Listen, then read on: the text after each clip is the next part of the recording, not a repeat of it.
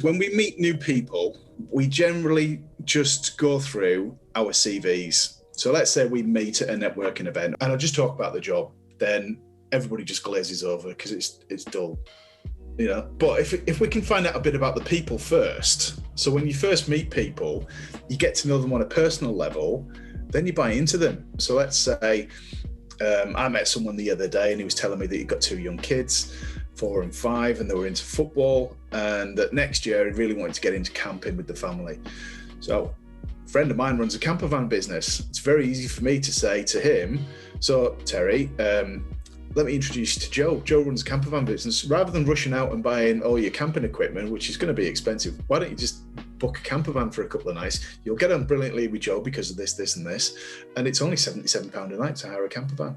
So when we know a bit about the personal stuff about people, which we forget about in business generally, because we get up in the morning, we put our work clothes on, we put our little mask on and turn into, just successful people, and we never share any of our vulnerabilities. When we find out some of the personal stuff about people, it makes it easier to help them and easier to introduce them to other people.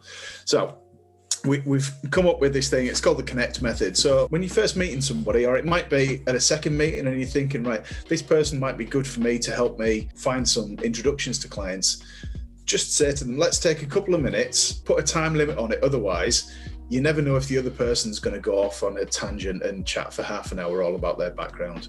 So time it just so that you don't spend too much time on it.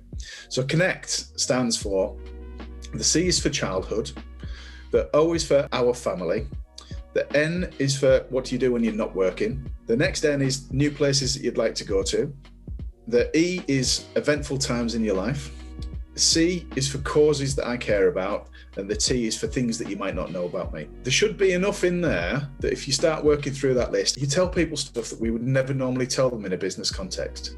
But then you find out, when you've got that mutual interest with somebody, you feel like, right, they're my kind of person. I like them. And we all just relax a little bit because we've got something in common rather than them being complete strangers.